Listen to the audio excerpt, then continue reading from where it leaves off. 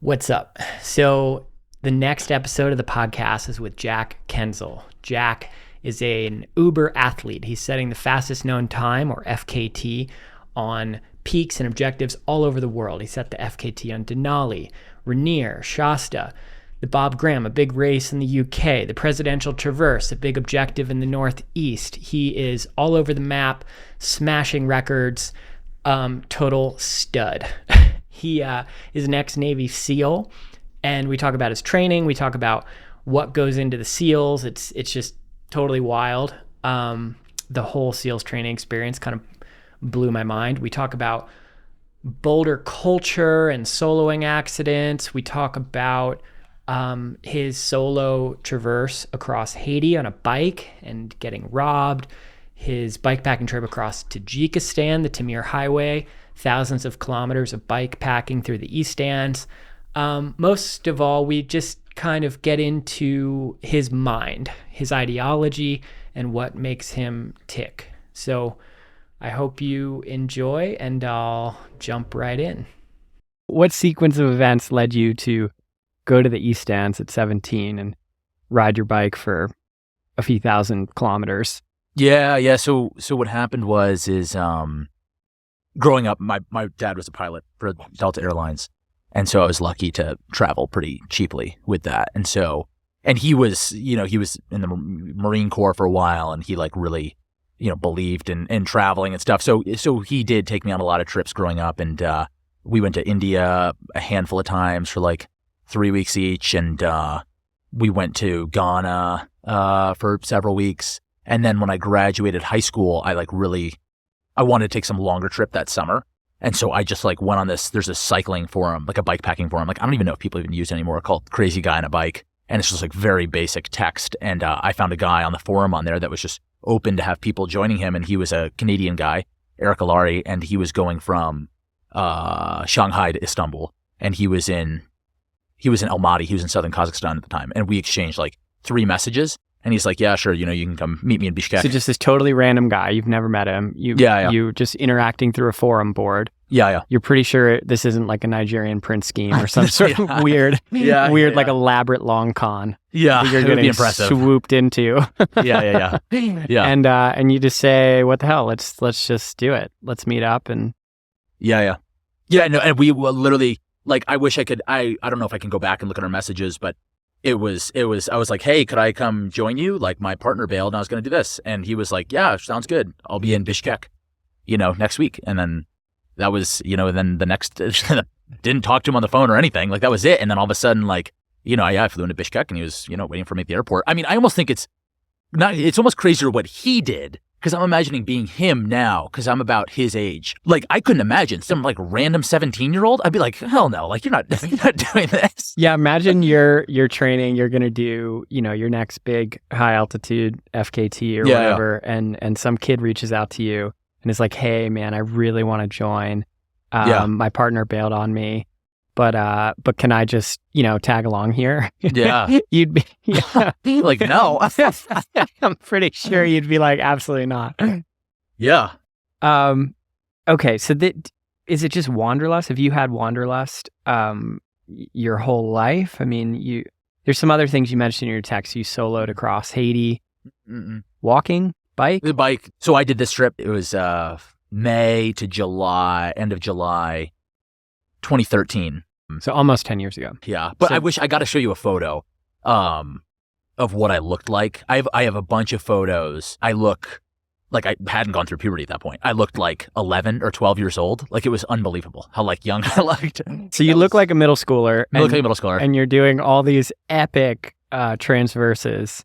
On bikes. Yeah. And your dad's involved? So with the Haiti thing, so what he was actually going to do was it was going to be a 2-week thing. Uh-huh. I was going to do a week by myself, and then he was going to join me for the second week. Yeah. And I mean, it was just out of control. From the start, I had this altercation where I was trying to just get gasoline for my MSR Dragonfly multi-fuel stove, and I asked somebody, and then she said, oh, I'm going to get my brother, and then the brother comes out, and it's this guy, and he's 6'5", zero fat, and he was wearing a trench coat, and it was open. He was completely naked under it.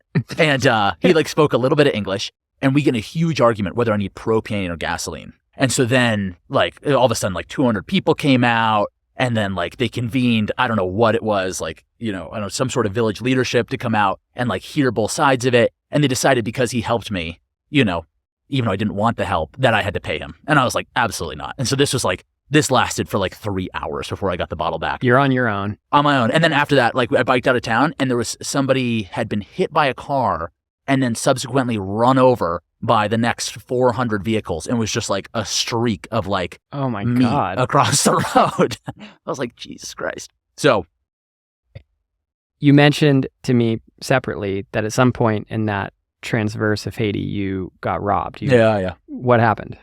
I remember the first thing that happened to me that was kind of hostile is I was biking by these kids, and somebody like warned me, like, oh, the road up ahead is dangerous. And like I had, when we were in Kyrgyzstan, Tajikistan, like the Kyrgyz, like all they would tell us was we were going to be beheaded in Tajikistan. That's what everybody told us. And then like we got to Tajikistan, the people were like incredibly friendly. Like that was just not the case.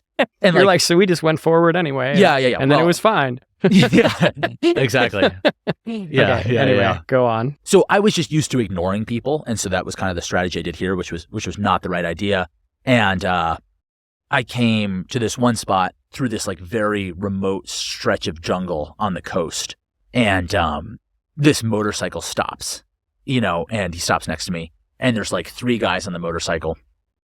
And then all of a sudden, like, 3 other motorbikes pulled up. And like all these guys like kind of got off and like kind of standing around me. And, we're kind of like going back and forth and everything. And then they took my wallet and they pulled all the cash out of it. And they gave me it back with the credit cards. They took like my InReach. They're like, just so you can like survive here. Well, it was kind of funny. It was like, I was surprised they gave me my passport back, like knowing how much they could probably sell that for. Took the camera, and I was like pleading with them to like give me the SD cards out of the camera. And they were like, laughing and like mocking me, which like really fucking pissed me off. And then they took all this stuff, and then they left. And so then I was like, fuck, now what do I do? And so I bike to the next town, which was only like a half a mile away. And as I'm biking up the hill, all of a sudden all this traffic comes by me. And I realized that they had people holding the traffic in the next town. It's quite organized. It was quite organized. And so I get to the next town, and there was actually like a cockfighting tournament going on. And there were like hundreds of people in this tiny like village. And I went and talked to this pastor, and this pastor's like, oh yeah, he's like nobody crosses that gap because like you're gonna get robbed if you cross that gap.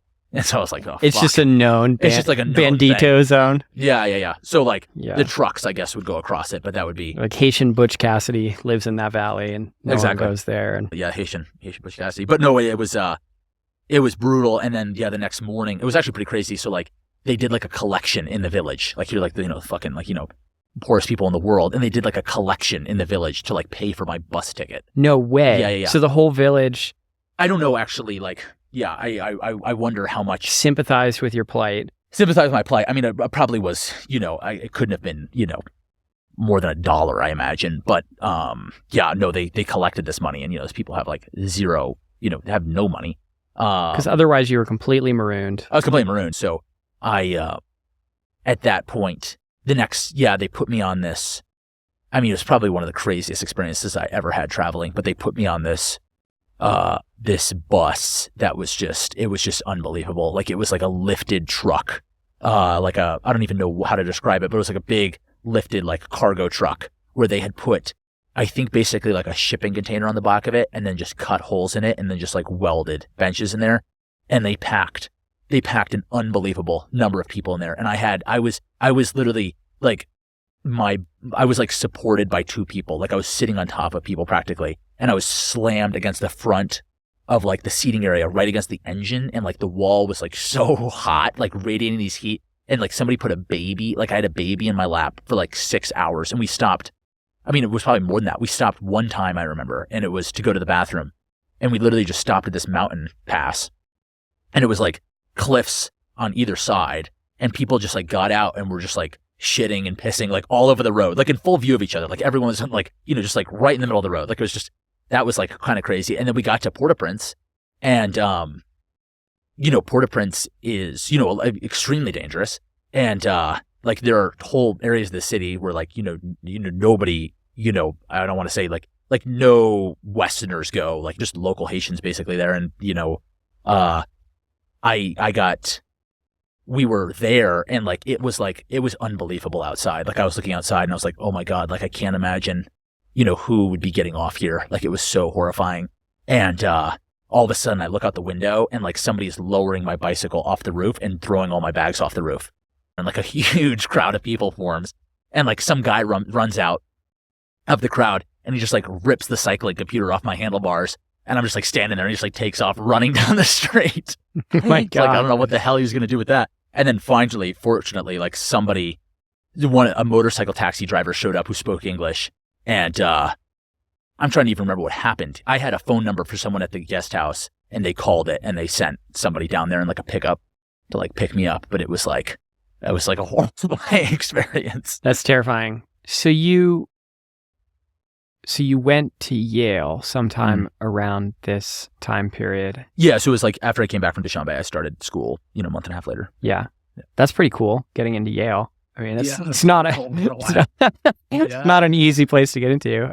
Well, I mean, I think so part of it is, I think that needs to be said is like everybody kind of fills like some sort of niche at the school. Yeah. And so like I was probably compared, I imagine, against all of the ROTC applicants, ROTC is ROTC, it's the voluntary reserves program for. Yeah. So the military will pay for someone's college, and then afterwards there's obligated service. You applied to ROTC prior to applying to college? Mm-hmm. That was like fall of my senior year of high school. Yeah. And what compelled you to go into ROTC? I mean, what was the origin of young Jack saying, I want to go into the military? I think generally I believe in like the overall guiding, central mission of like the U.S. government. Like there's obviously a lot of like problems that have happened along the way, but I think generally it's like, a force for good. So that was probably a fundamental motivation. And then part of it also was like this idea of travel and everything. I think another part of it certainly, and this it took me a long time to conclude. I think like, as I said before, like going through puberty when I was like 20, I think, or like 19, 20. I think like going into the military was like a very, especially like going to the SEAL teams, was like a very, like, it's like the most like masculine thing you can almost do. And I think for me, that was like very attractive. So from the very beginning, I want to be a SEAL. Yeah. Which was,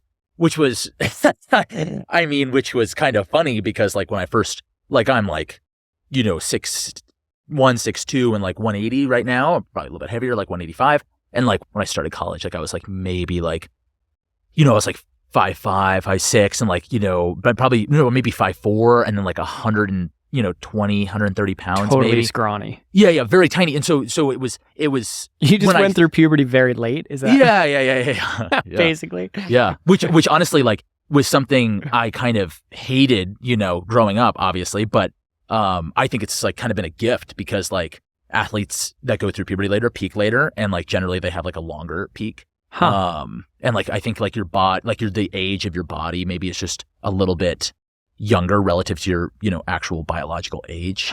So hormones affect the longevity of your sort of muscular performance. I think so. Yeah, makes sense. I mean, hormones are going to change the whole physiology of everything. Interesting. Yeah. So but yeah, no, which was kind of funny, like being a freshman in college and being that tiny. And like, looking like I was 10 years old and being like, oh yeah, I'd like to be a Navy SEAL. Did you feel like you had a chip on your shoulder through training compared to others? I did feel like that amongst many guys, that was kind of like a commonality, that like guys did have a chip or like something to prove or some sort of like lingering insecurity. And I think that could be said about successful people, across, industry or politics or, sports, whatever, anything else. So I think that was a common factor. I mean, that certainly not everyone identified with that, but I did feel like there were quite a few guys that. There's an expression that psychologists sometimes use that talent needs trauma.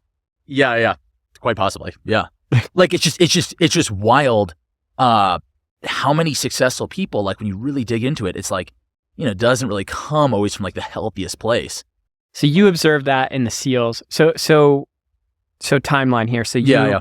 At what point in college or after college do you begin the selection process from ROTC to SEALs? So when you're in ROTC, in Navy ROTC, basically your choices are You can go on a ship, you can fly, you can be in a submarine, you can do explosives handling, EOD, or you can become a SEAL, are basically the only 5 choices that you have. And so the spring, I believe, of my junior year, I did like a written application, very similar to a college application, and then like a physical test. It was like 500-meter swim, max push-ups in 2 minutes, max sit-ups in 2 minutes, max pull-ups in 2 minutes, and then a 1.5 mile run. And all of that, that package goes, and then they select, however many, candidates to then go that summer to Coronado. Is it buds at that point? Or so is the official term is SOAS, so it's like SEAL SOAS. Officer Assessment and Selection. What is buds, by the way? Yeah, Let's explain what buds is. Buds is like the classic, SEAL training where it's like a lot of, rolling around in the sand and like getting really cold in the water and like not sleeping. And people fail out or have to keep repeating it. It's bad. Yeah. Safe to say that 6-month buds is it is like one of the worst things you can. Certainly there are worse things you can do, but as far as things you can choose to do and get paid for, like I don't really know what would be more unpleasant than that. Yeah, I've heard redlining that or maybe I don't have the right term. Somebody told me this, but that part of what happens is a sort of forced drowning. There's a bunch of stuff that's kind of whack. Like, when we did, I remember we did a knot tying drill where you had to go to the bottom of a pool and tie knots. And at that point, there were a lot of kids in the class. There were probably, north of 150 people in the class. And over the course of that, probably 5 people passed out. And obviously, if you surface when you're not supposed to, like you're quitting. So your only option, if you can't, handle it, is just to black out. And then, yeah, there is some scuba testing you do in the pool. And that was the hardest thing that probably I've ever done, which was the final SEAL, like open circuit scuba test, which is, truly probably almost certainly the most unpleasant 20 minutes of my entire life. Why is that? What is it? Basically, they put you at the bottom of the pool, and the test, I believe, lasts for a minimum of 20 minutes. You get 4 tries to do it. And the first thing that happens is basically the instructors repeatedly simulate what they say they're simulating as being hit by a wave. And so the first thing that happens in the test, you're crawling on the bottom, they rip your mask off. And then it's like, oh, wow. So they just start it's fucking with you. It's like horrific. Yeah, it's like my friend had like his front teeth chipped in from getting his face like smacked against the bottom of the pool. But it's like the initial surf hit that they give you is like, I would say it's probably reasonable to assume that initial surf hit is at least 90 seconds where like your air is interrupted and they are taking you and like flipping you on the bottom of the pool. They're like messing your straps up. They're like, and they're like, multiple instructors just tagging down and just like messing with you like that. And, you can't breathe. You're just being like tumbled around and then they'll stop. And then you'll have to go through this like very precise procedure to like get your airflow back Redial on, your redress kid. the straps. And at some point in that, they will interrupt it again. You'll get like half a breath. And then they'll like do it again. And I just remember 20 minutes of like, yeah, you're about to pass out the entire time. I'm like vomiting continuously from like aspirating and swallowing water. Well, you're vomiting inside of this tank system? Underwater, yeah. No. Do you take off the mask? No, the first thing that happens every time they surf hit you is they rip the regulator out of your mouth. So you would just be vomiting? Just into the water. Yeah. So do people actually, I would assume that some people take on water and effectively drown and then are resuscitated. Yeah, so there was an individual who died. God, I can't remember his first name. His last name was Lovelace. But he died in April of 2016. He died. And he died from aspirating water during a similar evolution, which may be what you're thinking of, which they kind of rolled it back a bit. Basically, what they would do is everybody would line up in the pool in a very specific order, like in rows and columns in a very specific order. And then they would tell you, like, they would reorient and be like, okay, like, boat crew 1 now has to be to the west and boat crew 2 to the east. And everyone has to like switch places in the pool. Okay. And sounds really easy, but the instructors would be like around the edges, like pushing everybody into the center. And so that is how that's how Lovelace drowned. And so then after that evolution was calmed down a bit. And I don't think anybody who has died as a result of a water evolution since then, people would pass out. They do have like tons of medics on the pool deck. They have like people, there's an observation window they can look into the pool from below. So it is like very controlled, but because the control, and this is kind of a commonality throughout buds now, because the control level of control is so great and the medical intervention is so great, they can take you like right to that line where you like, they put you in the water until right before you're going to be like hypothermic to a point where they have to interrupt training to recover you, essentially. So they can, back in the 70s, it was like, all right, leave them in the water for like 10 minutes. That's good enough. But now it's like, okay, we're going to have you swallow a temperature sensor and take you like right to the line. And then they can like, roll it back a bit. So it is controlled, but, it's just very, probably one of the most, probably the most formative 20 minutes of my entire life, because I think about that, like anytime I'll be like messing with gear or anything else, or like, I always think about like in my head, like, reaching behind my head and like grabbing those valves. Like that's something I'll like never forget for better or worse. I do think it helps. I've thought, not that I've done anything like what you are describing right now, but having had experiences that kind of blew my mind when I was younger in terms of how epic and intense it was. And then in later years, being on some mountain, doing something and being like, I know I can do this because I did that other thing. Yeah. And that sort of mental psychological trick being really powerful. In those moments. So you're up on Denali, you're racing, you're literally running, and you're oxygen deprived. There's no other way to, going from the airstrip at 7,000 feet up to the summit at 20,000 something feet, there's just no way to go that high that quickly without serious impact in oxygen to your body, to your brain. Yeah. How similar are those experiences? I think there were things in the SEAL teams that were very scary for me.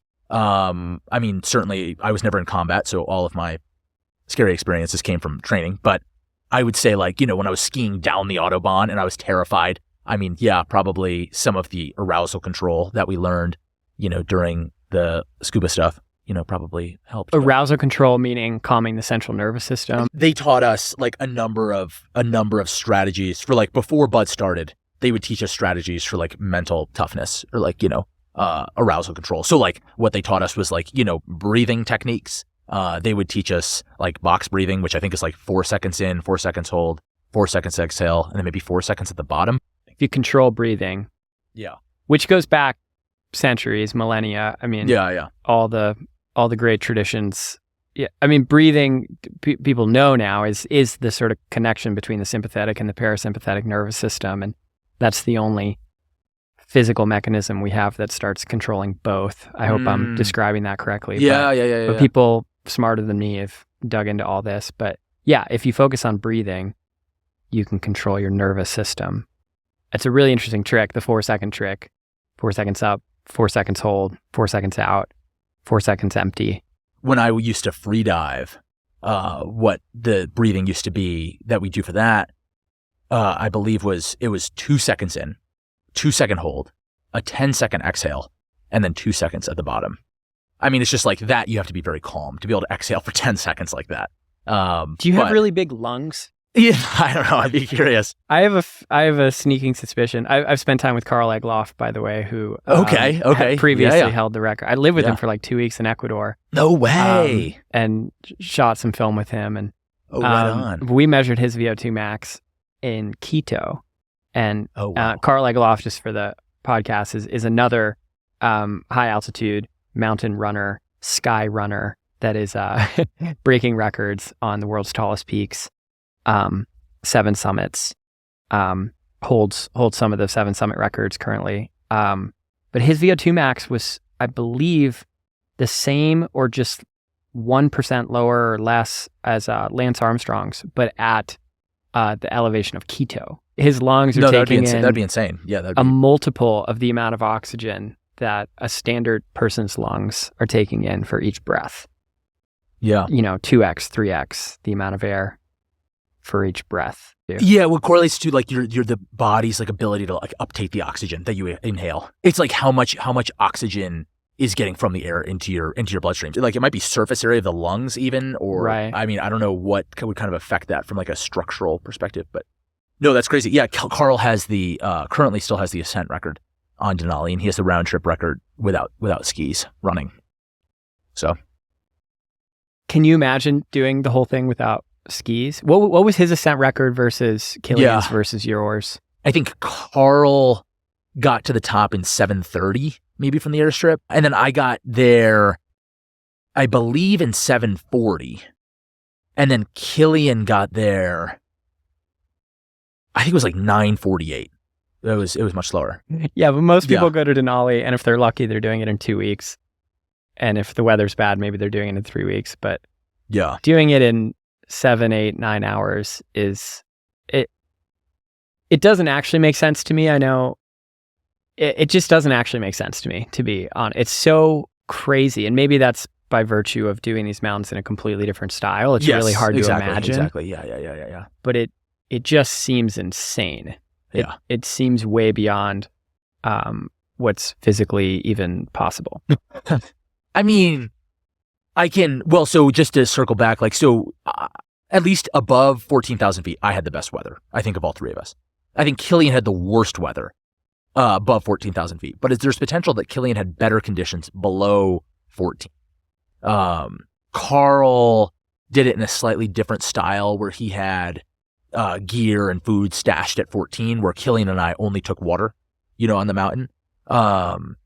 So a little bit different, but I think Denali. But you guys both had skis. I mean, we both had skis. That's a huge difference. Yeah.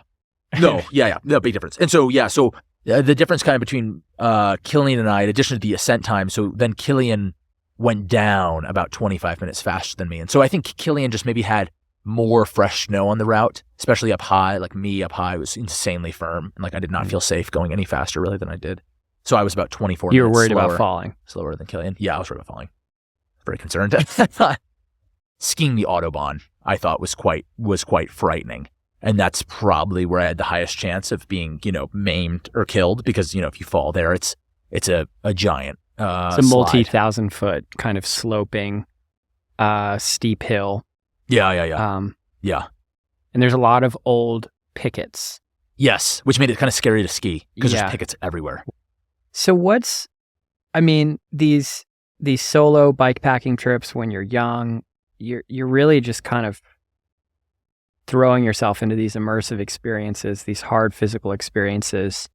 You seem insanely driven towards them. Now these FKTs on big mountains, where's that coming from? What? Most people don't want to suffer that much. Yeah. I will say, to the suffering front, clearly it's not about the suffering, because I don't plan on ever going back to Denali. If I didn't get the Denali record, I would not have gone back. There's no way. It was just, whatever. I am not, when I, go and, there is some degree of suffering, through training, where you're just doing high volume, there is some suffering there. But when I go out and when I would race Rainier, there were parts of it that were actually quite fun. I just re-raced my old record on the Presidential Traverse in New Hampshire, and that was the most fun I've had in a long time. It was a lot of fun racing that. But there are other times it is a lot of suffering. Certainly the Denali experience the actual race day was very minimal suffering. It was just, everything leading up to that, was just more unpleasant than I would have personally liked. What? Oh, just so we had a problem, so my partner, he got very altitude sick, borderline haste. So it was dealing with that situation was just stressful. This year had the worst summit percentage ever the last, 30 years or something. I think 32% of people summited or something. So this is the year that you set the FKT. Yeah, that was this year. Yeah. Had the lowest percentage of summits. Yes. Yeah. So the weather was awful, but in some ways, the percentage of summits was so low because it was getting so much snow. And so, at least the lower glacier was extremely direct because it was so filled in. And one of the advantages of doing big mountains in the style that you're doing it is you kind of don't have to play the same weather game. You definitely don't have to play the same weather game. Yeah. You can have a much narrower window. Yeah. You can move fast. So your rules are different. Yeah. but you're also taking a lot more risk in different ways. Yeah, no, for sure. I mean, how do you think about what scares you when you're doing this? Yeah. So I'm kind of like, idiot, like very basic, like lizard brain, and like exposure scares me. And then like, like going over like, kind of like going solo, like on a glacier. It's like, oh, well, like, it's not as scary as like looking over a giant cliff. So, whatever. I mean, that's kind of like just in my mind, like, the fear that I like can't really, like, because sometimes I feel like if I'm soloing like low fifth class, sometimes if I get, there are some people that I think are too cavalier, like on that type of terrain. And then I think in my case, sometimes a little too over gripped where it starts to affect your decision making in bad ways. Yeah. Okay. You were mentioning, some people are overly cavalier on fifth class. I can't remember if you wrote an op-ed or if it was an Instagram story or something. I came across some writing of yours in relation to, people soloing. I kind of interpreted it as like boulder culture. Yeah. That's a good way to put it. Yeah. Some amount of elitism, some amount of arrogance. I'm hesitant to use such strong words, but that there is a sort of culture of bringing people into those environments in ways that maybe they're not prepared for, and then accidents happen. Some accidents have happened. Some people have lost their lives. I think what kind of sparked it was like the first thing, which really wasn't all that. I mean, is certainly related. Is as a part of that like very close knit. There's a very close knit kind of Boulder soloing, scrambling community. And Bailey Mulholland was a girl in her mid-20s who was a part of that community and was killed on Blitzen Ridge in Rocky. I don't know, it's like on Ypsilon or some, what the name of that peak is. But she was killed, and then in like the 3 days after that, I believe 2 separate people fell off of different parts of the first Flatiron, I believe. And then somebody fell while scrambling, I think just like just some rock out in the woods.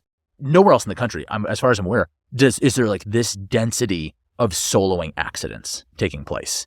And I think, kind of thinking about like why that happens and to what extent that is because of like the culture that really, the elites, the highest performers have kind of set, by doing events like the tour where you have like 15 people scrambling 5-6, soloing 5-6 stacked on top of each other. And if like one of those people's falls, it's going to kill everybody. So like you watch that and you're like, oh, it really can't be that dangerous if people are doing that. And I think there's a lot of, you have a college campus there and you have Denver and Boulder and, so many people there who see that stuff, and you have enough people, go and absorb it. People I kind of felt like me who just were kind of ingesting some of that and just kind of getting in this headspace where it's like, oh, this is completely safe. I just need to like conquer my fear and just kind of like, quest up the rock and stay on route, and it'll be totally fine. And I think it's a little bit more complex than that. Yeah. So what's your take on, I mean, here, I'll give you my take on that culture. Yeah. I think personally that there's some amount of elitism. Yeah. No, for sure. Yeah. It exists in that culture. It exists in sport performance. It probably exists in the SEALs. Mm-hmm. It's necessary to some degree. Yeah. Because it's exclusionary. I mean, not everybody becomes a SEAL. Yeah. And not everybody can kind of hang with, that community in Boulder or what, like on some level, the whole sponsored outdoor industry complex has this going on because not everyone's going to be a sponsored athlete. Like it's exclusionary by definition. Yeah. And with that, in my opinion, comes elitism. That's the sort of attitude and set of behaviors that engenders. And therein lies, in my opinion, some real toxicity. Well, yeah, and it's like something I'm always, I think social media definitely enhances it because it's like, I always thought about it on, like on especially, I think it's on rock, like the need for a rope is like very clear, whereas on snow, like a lot of times, like you could have a glacier that's, have had recent snowfall, and it's like all the crevasses have been bridged by soft snow.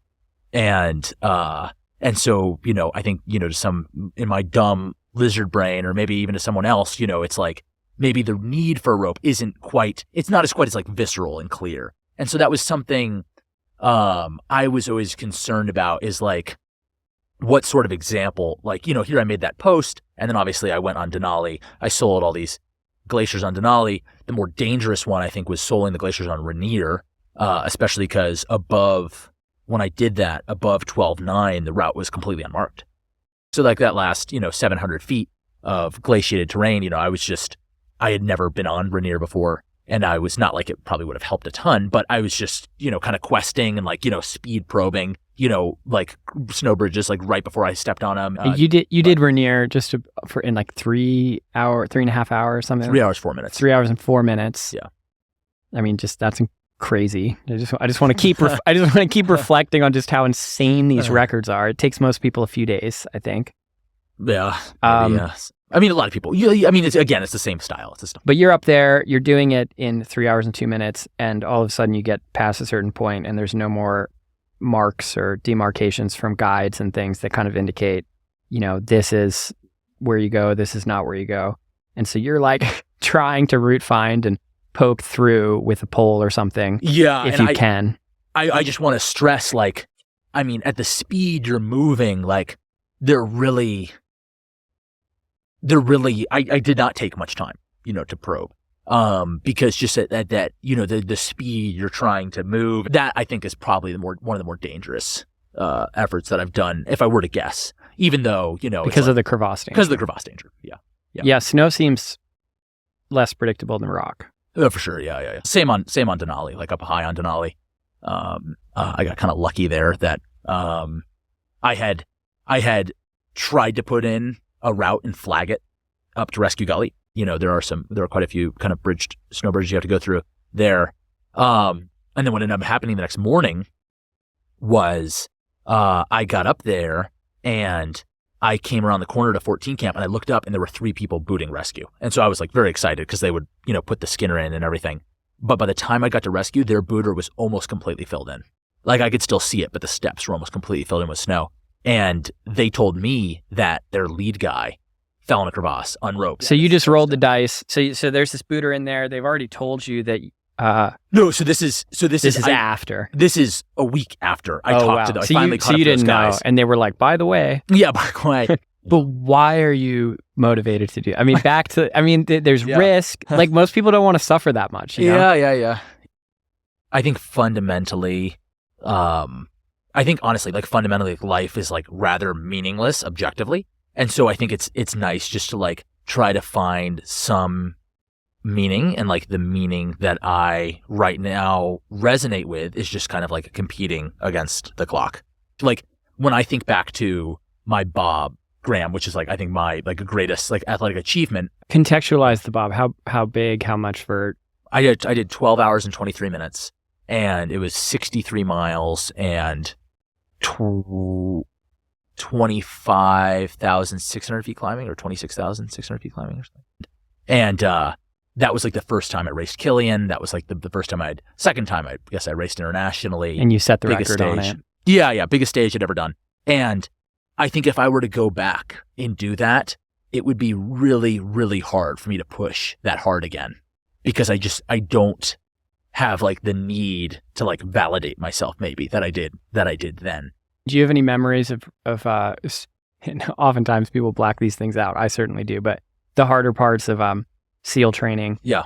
Where God, it was just so brutal, and you really your mind needed to focus on something, and you focused on something else. I mean, do you have memories like that? Like, where would your mind go maybe before these were such regular patterns? In your life? I see.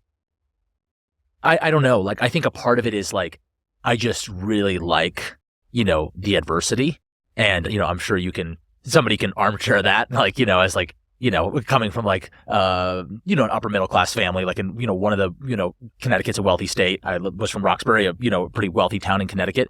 I just have like, sought out these experiences because, I like the adversity, in kind of a controlled context like that. But, did you feel like an anomaly in the SEALs training program in that sense, in a socioeconomic sense? I mean, my understanding is a lot of these guys are not.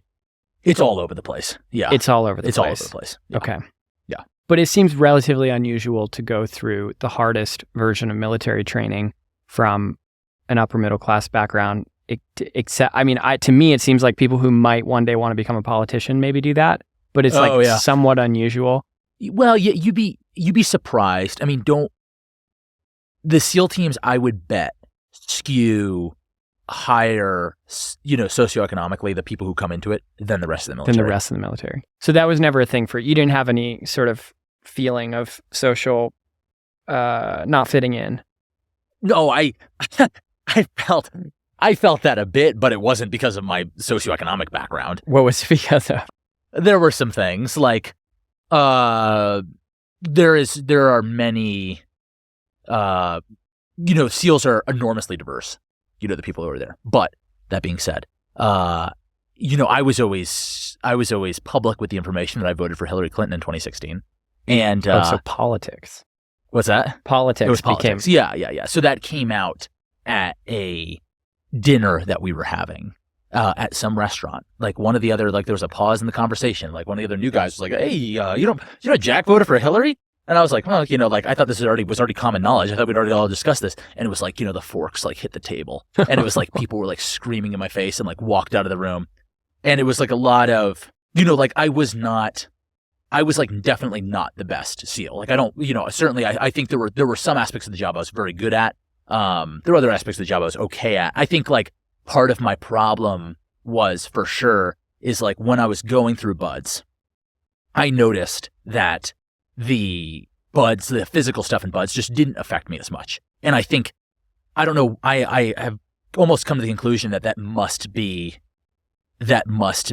genetic, or that must be something deep in my psychology. I think part of it may have been a physical thing. That's why I keep trying to get to the yeah. No. So I noticed in BUDS that for some reason I was predisposed to do BUDS-like things. And I'd always kind of observed that, but BUDS, you're put into a very elite pool, and I felt relative to the other people who were there, the training just didn't, the sleep deprivation, the running, whatever else, for whatever reason, it just didn't affect me as much, and I don't think that's any reflection of training I did or anything. I think that's just naturally.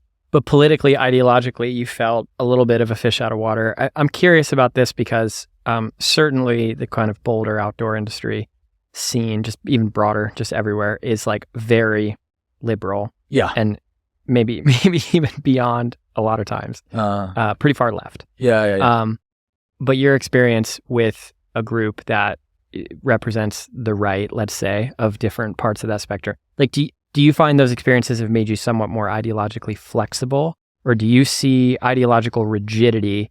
And what do you feel when you encounter ideological rigidity on either side?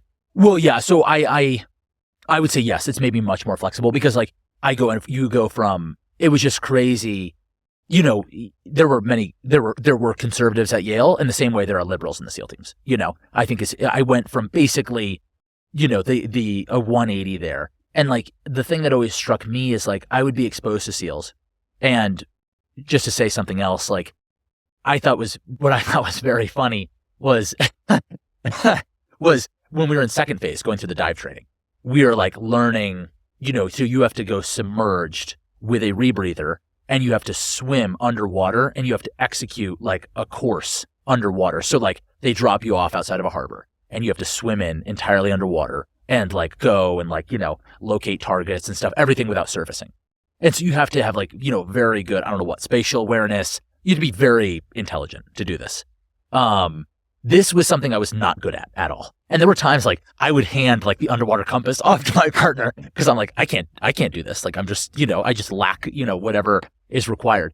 But I just remember kind of joking with guys, here I am, I went to Yale, you just have a high school education, and I am incapable intellectually of doing this. And you are so much better at it than me. So in the teams, I really learned that a lot of the people I went to college with were very good at school, but they may not have been terribly bright, maybe they were bright as reflected in a college classroom or as a standardized in test. Terms of solving an unconventional problem that one hasn't encountered or considered, and doing it quite quickly with novel means. Yeah. And bright. Is that what you mean by bright? That's what in that context. Yeah. And so just to say all that, there were SEALs that I knew in the SEAL teams that I knew were very intelligent.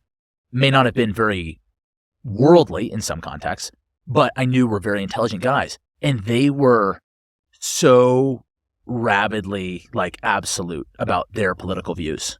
And it was the same as the people at Yale that I Very encountered. dogmatic. Yeah. And it was the same with the people at Yale. Like both of those two groups of people were as convinced that they were right.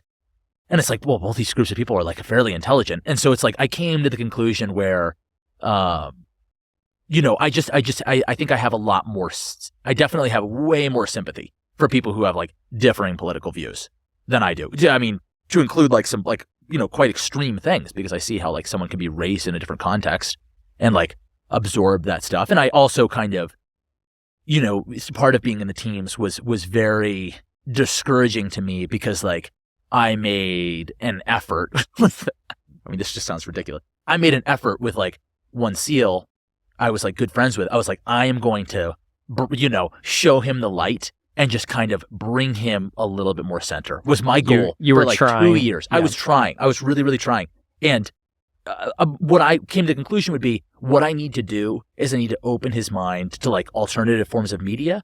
And then that's all I need to do. And then once he opens his mind to that and starts engaging with other forms of media, then he will teach himself was like my goal. And I was unable to do it. And so like that made me very concerned for like the future of the US. Cause it's like here, like I thought was a pretty logical effort for like a year, on one person, and I wasn't able to make any headway. And it's like, Jesus Christ, like, this is really hard. But do you think, and now we're on a political conversation, but I think a lot of people feel that way broadly. I think that's a metaphor for how people feel on the left about the right. Yeah. If I could just change, the media that they are regularly seeing. Yeah. If they clearly don't have all the facts, or they clearly have the wrong facts, or if I could they have alternative facts. Yeah, like that kind of school of thought. But I think personally that there are plenty of people who are on the right who know all the things that the left is saying and just don't see it that way. Yeah, no, I think that's totally possible. I felt in his narrow case, because I would tell him like, look, like, anytime there's a discussion in the platoon, you and I agree. Like, we never disagree on anything, except for when it comes to politics, and we're on complete opposite ends of the spectrum. And like, I'm not saying like you have to, I'm not saying you should share my political beliefs, but I think in many ways, like I probably am still a little bit too far left. If I was exposed to all the same media they would be, I think I would probably maybe be a little bit further to the right on some like narrow issues. But with him, I was like, I think, you should be a little bit to the left if you were exposed to just a little bit of, some media that just kind of challenges your personal belief. But like so many times, like I just distinctly remember like guys like arguing with me and getting so frustrated.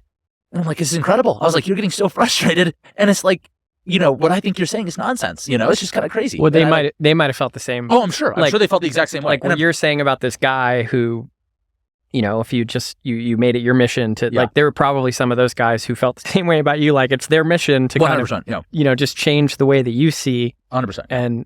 And they're, I think the notion of changing somebody is in part a false premise. It just is like a life lesson. But, okay, I want to we'll zoom out of politics. That's, if we could talk for 3 hours, literally we could just always talk about politics and it'd be something to talk about. But, you don't accept sponsorship, or you don't seek sponsorship, and it seems to be an ethical or ideological stance. I want to ask some questions about that. I'm really curious, like, why that is, what your thoughts are around it, where that's coming from. So part of it, I think, is something that it's a bit complex. So like when I first got into running, I felt like the trail running space, a lot of what the sponsors were asking from athletes was a little bit ridiculous. And I don't know, like at least what I was seeing on media. So I kind of felt like I was following people on Instagram almost to like support them because I wanted to support them, and everything. And they were exploiting my attention span to monetarily enrich themselves. And they were enriching themselves based on me buying the products overpriced, and then the money was kind of going to them. So it's like I didn't love to take part in that kind of scheme. That was kind of the primary thing. And then, yeah, it's just some random ones. Like, as I get more involved, like, for a while, I didn't even accept anything free from any brand because I was concerned. Like, another thing that kind of bothered me is, like, a lot of sponsored athletes were saying things they didn't believe in. You know, they were switching from different, you know, shoe brands, and, you know, they were taking, like, different supplements and ointments and, you know, advertising knowing they fully don't do anything. You know, they're wearing shoes and having to modify them because the shoes are, you know, you can't wear them. So moral, ethical compromises, but also performance compromises. Yeah, and I think, you know, I'd be lying. I think some of it is definitely, like, some deep, like, contrarian, you know, part of me. And I think part of it's got to be, like, what we were talking about before, like, the coolness thing, you know?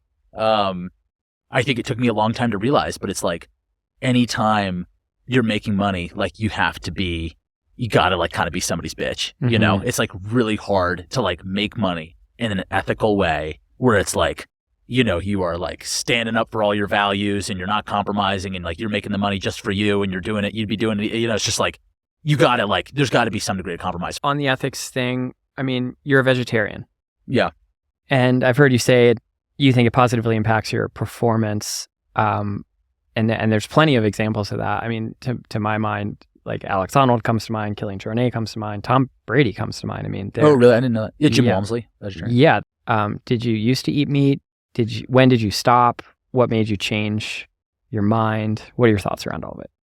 Yeah. So when I was in college, eventually I did go through puberty, and I put on, I went to, like, I was lifting a ton, and I went to the SEAL officer selection in May of 16. Yeah. And at that point I weighed like 175, and they told me, like, you gotta put on mass. And so between, like, May and December, I went from, like, 175 to, like, 217. And, like, all of that was, like, 175 to 217. Yeah, there was, like, I was convinced it was all muscle. It was, like, a lot of fat. But no, I put on, like, a ton of weight. And so in that time period, like, I was eating so much meat. Like, I am still, like, working off. I've consumed more meat in my lifetime than I have 99% of people in the United States will consume. I've consumed more meat, like, in those couple of years than, you know, most people in their entire life. So I did used to eat meat a ton. And I was very concerned about how it would affect my performance, you know, stopping eating meat. Like, growing up in Connecticut, like, we had, like, chickens and stuff. And, like, personally, I could never imagine slaughtering one of those chickens to, like, eat. I mean, it just seems kind of crazy to me now to, like, kill an animal just to, like, it doesn't sustain you that long. I could eat a fucking rotisserie chicken in one sitting, you know? And that's, like, the entire animal's life. But anyways, it took me a while to be comfortable and be confident that it wasn't going to affect my performance. And I think two things. I think number one, it probably doesn't work for everybody. And I think the other thing is it wouldn't have worked for me at all stages of my life. Like, I think if I was vegetarian in college when I was lifting super heavy and when I first started running a ton, I think there's probably way more, like, muscular breakdown that takes place when you first start running, you first start upping the volume. But it's like, now, having done, like, years training at, like, 1,000 hours per year, or more, like, the level of, like, muscular distress that probably happens day to day is probably, like, fairly low relative to what was happening down there. And so, like, the need for protein, I think, is probably just lower. I read or saw somewhere else, correct me if I'm wrong, 40 or 50 pounds heavier than, say, Kilian, or... Yeah, at least, probably. Yeah, I think probably Kilian probably weighs about 130 pounds. I don't know, but yeah. Yeah, or Carl, or some of these other folks who are kind of in the Tyler Andrews, who are in the scene of records on tall peaks. Yeah. You have 50 pounds on them. So yeah, that's a lot. That's a lot. I mean, in terms of frame, I mean, that's 50% more by their weight number, or 45% more. Yeah. Frame is really, to be the best at something, you know, or even just to be in the league, you know, like, I could never be in the NFL. I could never be in the NBA. I don't have the frame for it. Yeah. Like, frame is pretty essential. Yeah. To be in an elite level and then to be the best. Like, frame is super. And yet you're doing what you're doing it seems, with a completely different frame. I mean, I would say a couple things to that. Like, so number one, like, honestly, like the things I've done, I think many of them are like not, I mean, yes, I think I'm quite fast, but I think they're not contested enough where we can really draw too many objective kind of conclusions from it. I'm certainly much thicker, but like, you know, Jim Walmsley and Francois Dane are both taller than I am, and both have like now won UTMB. And then you have like Christian Blumenfeld, and I think he's shorter, but he is like stockier than I am. And he's like, you know, he's probably considered the best triathlete in the world right now, possibly, you know, of all time.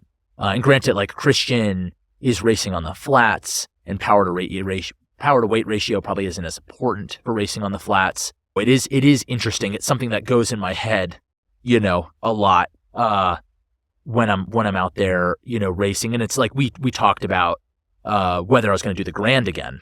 And so with the Grand, I think the time that I put up, like at first I was like, oh, like I got beat by Andy by 9 minutes, and I got beat by Killian. Of course, Killian. What was your time on the Grand?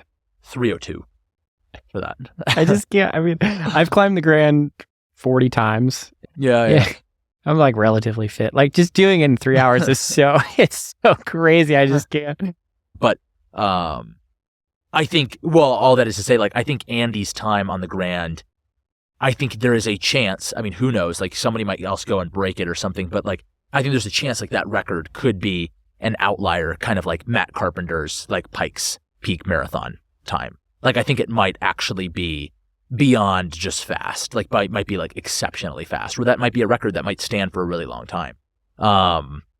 So that is just to say, like at first, like I was really kind of like, you know, kind of negative and like, oh, Andy beat me by 9 minutes. Like, you know, I'm just like not that fast at this distance. And, you know, I talked to Scott about it, and Scott's like, yeah, you know, because you are so large, like this shorter stuff, you know, especially the really short, steep stuff, like power to weight might be so important that your ceiling is just lower than on the longer stuff, right, where power to weight ratio isn't as important. So what is your training regime? Like, do you do weights still at any point? Do you just run? Do you mostly just get volume in? Do you mix it up and do faster, short days, longer enduro? Like, how do you think about optimal training for what you're doing? Yeah. So if we look at I mean, each season's a little bit different based on what I'm looking at. So just looking at the 2023 season, so call that like November of 2022 to, you know, 2 weeks ago when I raced the Prezi.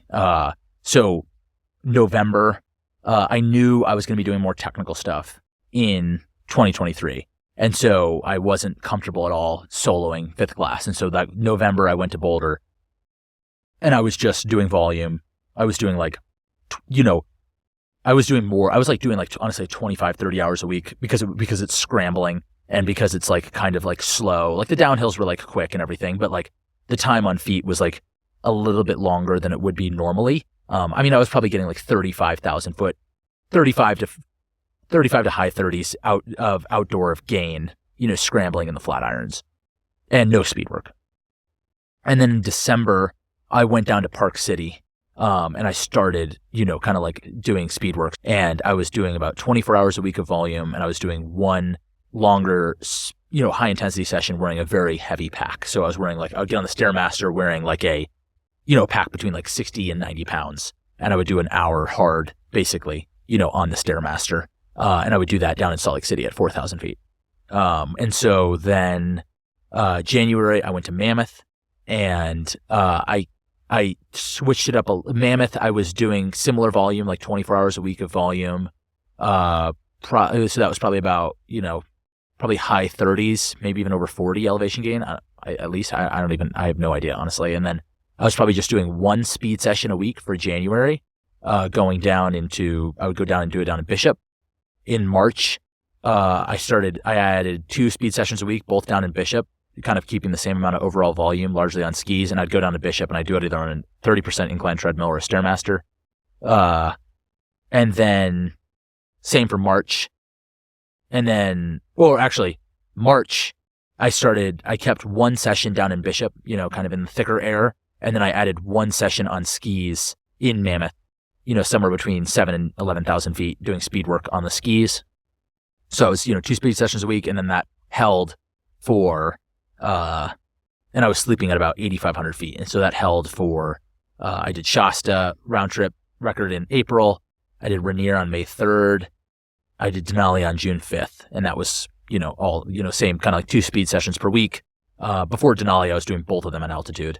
And then, as far as then the summer, I started doing 2 speed sessions per week, both on the treadmill in Boulder.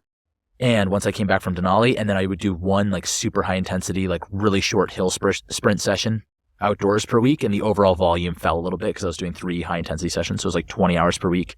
And, 20 hours per week. But do you typically do weights or no, like I never throughout? do. You never do weights? No, I only do weights. I did weights a little bit in 2022. Stretching? Do you do yoga or any? Not really. No, so the only stretching I'll do very, very occasionally, I'll do stretching for hip mobility. And it was just like rehab work because like my VMO muscle, the teardrop muscle on the right side of my quad is like, that's like the first first muscle that fires like when you're, running downhill, when you're striking, that's like the first that kind of like starts to arrest that load. And if like your VMO is weak, like that can cause some knee issues. And so I had some knee pain resulting from that. So I had to do strengthening work. So some PT or preventative, but it sounds like 2 sort of performance speed days a week and otherwise distance. Yeah, pretty much. Every day? Do you take rest days? I'll take off days if I need one, yeah. How frequently?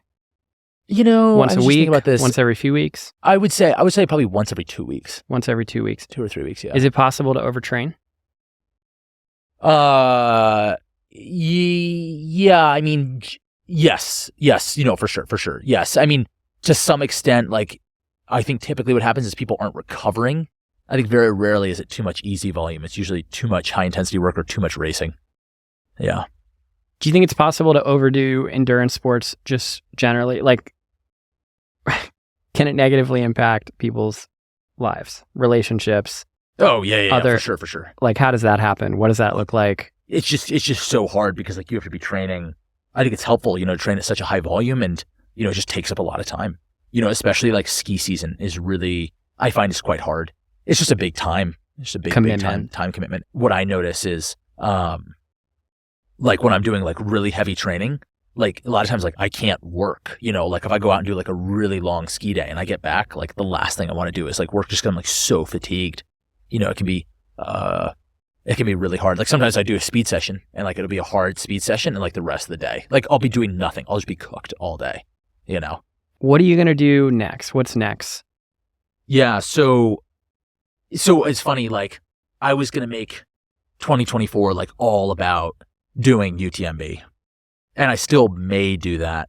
But what I've just kind of found out is I would have had to qualify. I mean, I still hypothetically could, but like I just have no interest in forcing some race, this year. So I'm going to contact UTMB and like hopefully maybe they would grant me like a one-time exception to do a race and qualify for the race next year. They, they did make exceptions to some elites this year that were far beyond that. So I think that's certainly a possibility. But if that, I don't know, like I'm getting increasingly kind of frustrated with that organization. And how opaque I feel like a lot of the rules are, how they kind of treat the elites of the race, just like the entire kind of like, I feel like the race is very corporate and focused on making money. So, I don't know if I want to buy into it and kind of endorse that system, as much as, that is kind of the highest level of competition in many ways. But, what if you just run it after? Yeah, that certainly is a thought. And beat the time. I mean, that would certainly be hard. That would be a statement. That would be a statement. What about other high altitude peaks? I don't think so. Yeah, I think I'm retired. Yeah. Denali was it? Denali was like so brutal. And like the other thing is like I am like very into like the physical performance side and like the racing side and everything. I'm really into that. And like with Denali, like so many factors are outside of your control. Like it's so many things you can't control, that well, like your performance at altitude, a lot of that is genetic. And then, I mean, everything to an extent is genetic, and then on top of that, you have factors like, Killian, like the weather and conditions. Like I know if I went back to race Denali, like I could do it, with better fitness, and I could do it 5 times, and I could I could miss my time every single time, just because it's so much vertical you're trying to optimize for conditions on, and it's impossible. Like I got lucky in so many ways. Like one of the big ways I got lucky, I think, is I think that lower glacier can get really, really soft. You definitely got lucky in that respect. Yeah. You know what I'm talking about? I know exactly what you're talking about. Yeah. I've been there when it's mush. It takes forever. Is that a thing? Is that a it's thing? absolutely a thing. I mean, how the hell do you control for the clouds on the lower glacier? It's very slow if it's hot and wet. Dude, I double poled, high speed, very, very fast double poled all the way to the base of Misery Hill. Wow. I was going, I almost had to break it sometimes. I almost felt like I was tucked, in the track, luge, some of it. Wow. I mean, that could be, you could be. You're skinning out. I skinned out that whole. Oh, really? Yeah. It's that bad. You're no longer gaining speed and skiing. You're skinning. Well, it's funny because, I was just remembering with Rainier how bad it was at the bottom. It was the last, it's regardless of, if anybody who ever goes for the Rainier FKT, the last mile is hellish. It is just mashed potatoes. For every single person who's ever done it, it is a battle just finishing that thing. And I was just extrapolating, not only it's not only is it a battle maybe to get to the airstrip on Denali, but also you could fall through, and it's so much softer in the afternoon. It's so much more dangerous. So it's I was so stoked when I got to the bottom. It was cloudy. Yeah, the crevasses widen and. Yeah. So yeah, I don't know, but probably not. I mean, there is some speed history on some of the peaks in Central Asia. I think I'd like to go back there. So, but I don't know. It was just so hard on Denali. I don't know if I could do that again. Well, I'll be curious if you end up getting the itch to go back to do altitude FKTs. I'll be watching from a distance. I'll see. Well, it is funny because my buddy in Boulder, he wants to go do Denali next year. And yesterday I had an opportunity to sell him all of the gear I used. And at the last second I was I'm going to hold on to this. So there's hope. Yeah. Or there's maybe. A maybe. Yeah. Jack, this has been a great conversation. Dude, yeah, this is a lot of fun. I've been a fan. I'm gonna keep being a fan. I'm just gonna be watching the internet as you set more records and just blaze your way into this whole space. I think it's awesome. Oh, sweet. Thanks, dude. I appreciate that. And let's get out for a run sometime. Yeah. Absolutely. Yeah. All right. Thank you. Yeah. Thanks.